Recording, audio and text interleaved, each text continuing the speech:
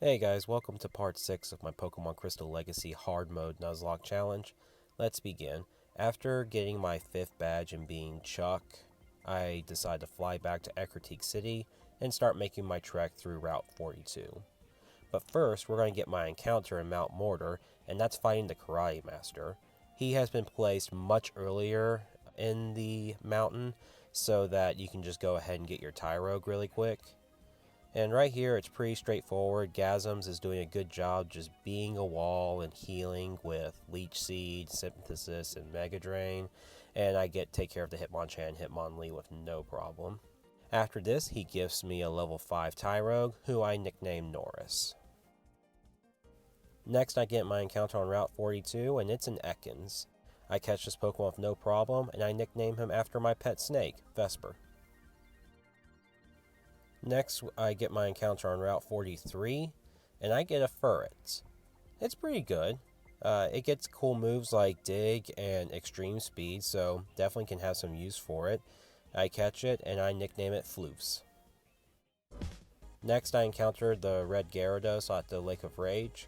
Unfortunately, I already have a Gyarados, so I can't catch it, and I can't get an encounter at the Lake of Rage in general. So I just knock it out with Lantern, and one spark does the trick. Afterwards, I meet up with Lance and a mysterious figure at the Lake of Rage, who asks for my help in dealing with Team Rocket that are apparently in the area. Going to Mahogany Town, we get to watch the mysterious man completely eviscerate this guy with his Nidoqueen, and then Lance shows us the secret stairway leading down to the Team Rocket hideout. So now it's just going through the Rocket hideout and just taking care of any grunts along the way. Good way to grind levels so I don't really take out the statue alarms or anything. I get Growlithe to level 35 where it learns Flamethrower, and then I evolve him into Arcanine. While getting the passwords in the Rocket hideout, one of the password holders is the Hyuckster, Edo, and now he has a much stronger team than he did in the Slowpoke well. All of his baby Pokemon have evolved, and he has an additional member. So he starts off with Jinx, where DH, my Ariados, just completely destroys it in one hit. And then his new member is a Poliwhirl. Again, it doesn't really have much of a counter to me, so DH just knocks it out again. And then he brings out his Magmar. And then this, at this point, is just a very easy hard switch into Abalexal. And basically he just takes care of the Magmar and the Electabuzz afterwards. So a pretty clean victory here.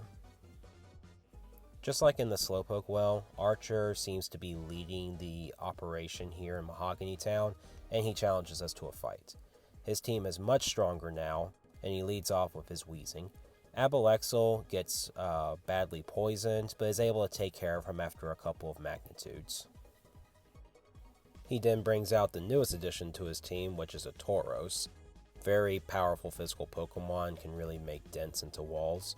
I bring in Bansamir because he is the bulkiest Pokemon I pretty much have right now, so he's able to take him out with a fly that luckily lands a critical hit, so good job, buddy.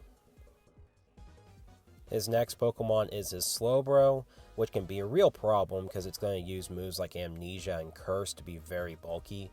But I have the perfect counter with Gasms, my Meganium, and all it takes is just a few grass moves with Leech Seed and Mega Drain, and it can't touch me. This actually goes really, really well.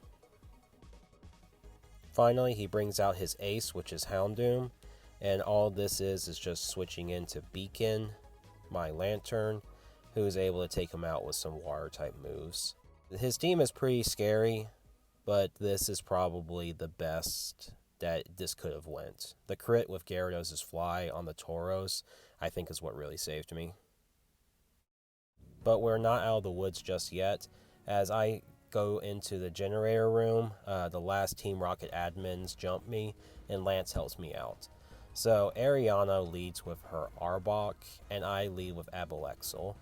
Basically, it's just a few magnitudes, and we knock it out with no problem. She then brings out her Vileplume, and this is just an easy switch into Gyarados or Bansamir. And after this is just a pure Gyarados sweep.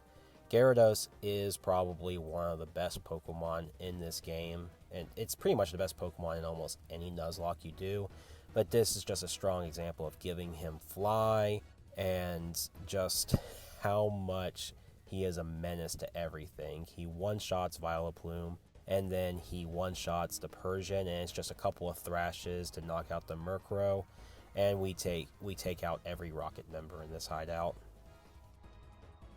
There's just one last thing to do and we can go home, and it's to take out these electrodes that are powering up the generators. I decided to try to catch this one, and I lead with my trusty Abalexal, who I figured is pretty bulky enough to survive an exploding attack. One Mud Slap puts this electrode perfectly in the red, and then I start chucking Pokeballs. After throwing my second ball, unfortunately this electrode explodes, but I'm confident that Abalexal can survive. Unless the electrode crits.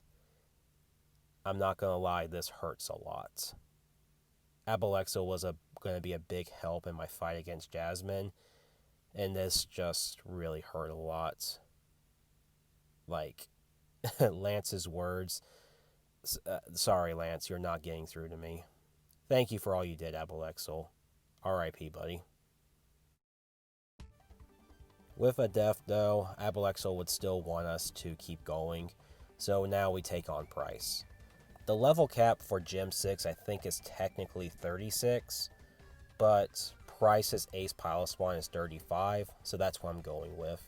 He leads with his Cloyster, and Beacon just absolutely demolishes it with a Thunderbolt. Cloyster has really, really bad special defense. His next Pokemon is a Sneasel, and I take this opportunity to switch into Fade, my Machoke. But before Fade can get the knockout, Price does a hard switch into Jinx. And I go with the Karate Chop, which unfortunately just barely misses on the knockout. That would have been huge. I decide to hard switch into Gamboa, the Slowking, who's able to pretty much tank any move this Jinx does. All it can do is a few sidekicks that barely do anything to Gamboa, and he shows off his strength and just yeets Jinx into the wall, basically. He then brings back out his Sneasel, and I bring in Fade. No hard switches at this point. Fade easily takes an Ice Punch and gets the knockout with a Karate Chop. His next Pokemon is a Dugong. This Dugong can do some shenanigans with like Rest and Snore, so it can be very bulky. But because it had Surf, I didn't feel confident Fade could live on a crit, so I hard switch into Beacon, who pretty much just resists everything this Dugong does. I go for a Thunderbolt, which just barely misses on the knockout, and before I can finish with the KO, he hard switches into his Piloswine. And even though Beacon could probably knock it out, I didn't want to chance it again, so I go into Bansamir, who's able to be immune to ground-type moves, and is able to destroy his Piloswine after a couple of serves. All that's left is Price's Dugong, and I hard switch into Gamboa here. Mainly, I didn't want to switch into Beacon on like an Aurora Beam or something, which honestly, looking back into it, I probably could have resisted it just fine. I was just being like overly protective or whatever.